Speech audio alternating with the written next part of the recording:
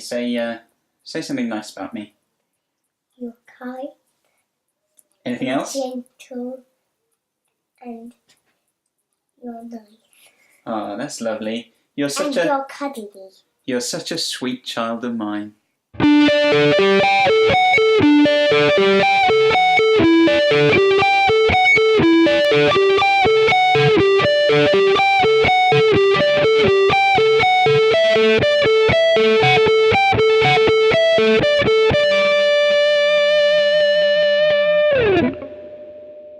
Hi guys, it's Paul from Crowborough Guitar Tuition. It's good to see you again. We're looking at another riff this week. This week we're looking at the absolutely phenomenally well-known intro to Sweet Child of Mine. It's absolutely iconic. And it's a little bit of a tricky one. It takes a bit of work, but it's worth learning because everyone will be totally impressed if you can do this one. So let's have a look. First of all, just to say, probably worth playing this on your neck pickup. If you've got a kind of Les Paul, obviously Slash was a Les Paul player. Neck pickup is the sound to go for whatever guitar you've got. You want a nice kind of rounded sound. But let's have a look. So we're starting off, first of all, we're going to put our thumb on the back of the neck to play this, this lick. And it starts with our first finger on the 12th fret of the D string.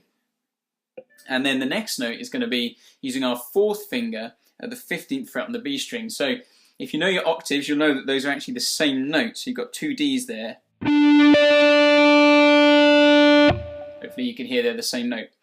So we're going to start 12th fret with our first finger on the D, 15th fret on the B with our 4th finger. Then we're going to use our 3rd finger at the 14th fret on the G, and then we're going to go down to our 1st finger on the 12th fret on the G. So what you should have when you put that together is...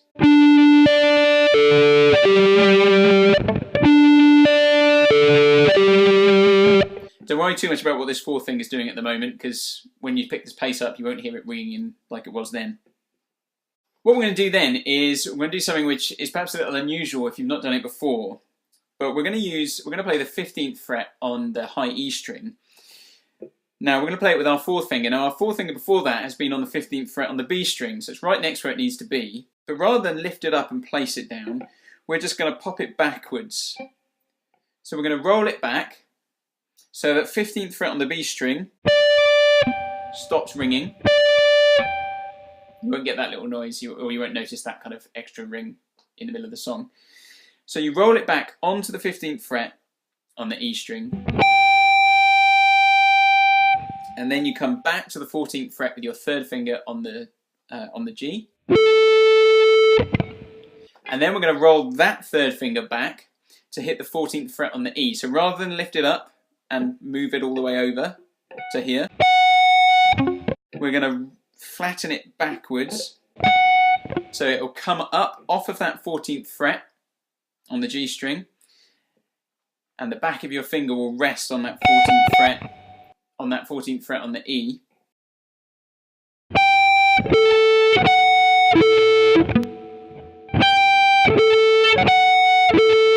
So I'll try and do it slowly on the video so you can see what's going on.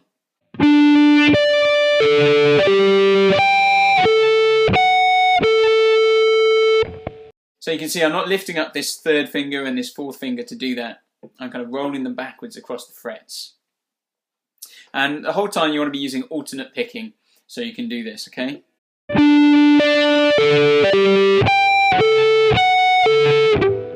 So the riff pretty much does exactly the same thing each time round you play it. It just starts on a different note. So the first time we started with our 1st finger at the 12th fret on the D string.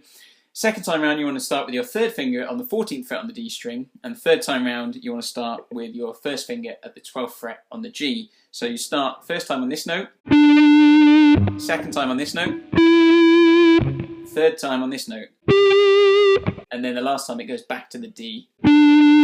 So that second time you play the riff round, actually this 3rd finger, really you just kind of move where it's at to bar across those strings rather than lifting it up individually across them like that. We don't really need to do that. So the riff goes round and round with a different starting note, and then we've just got one slight variation to end the riff.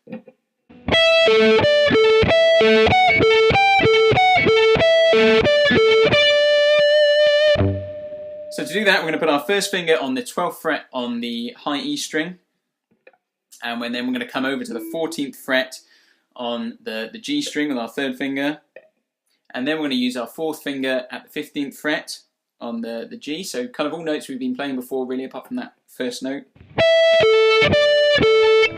So we're going to go 12th fret on the E, 14th on the G, 15th on the B, back to the 14th on the G.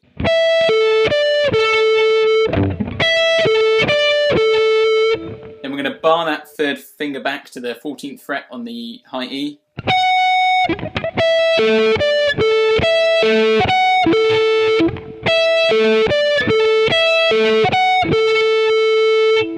And then we're going to go to the 15th fret on the E with our fourth finger.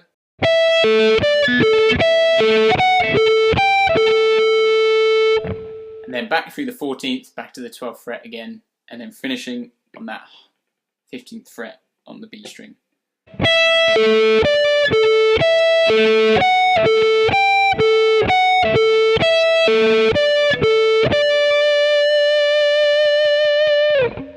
So that's how to play the Sweet Child of Mine intro riff. It's a little bit of a tricky one, takes some work, but once you get used to the shapes and the patterns, it will begin to fall into place. Like I said, use strict alternate picking, and make sure you work really hard at using that those third and fourth fingers to kind of bar across rather than lift them up and move them. It's just about efficiency of movement. You'll be a lot more efficient in terms of the speed and getting there and getting those notes sounding nice if you can get them to do that rather than have to keep lifting those fingers up. People do it, but I think actually you can do it more easily like this. So go away, enjoy, impress all your friends with Sweet Child of Mine. Take care. Hi guys, thanks for watching. For more guitar tips and video lessons, click on the subscribe button down below and let me know in the comments what songs or video lessons you'd like to see. If you want to keep up with some of our news, you can like us on Facebook or follow us on Twitter, or you can always check out our website, crowboroughguitartuition.com.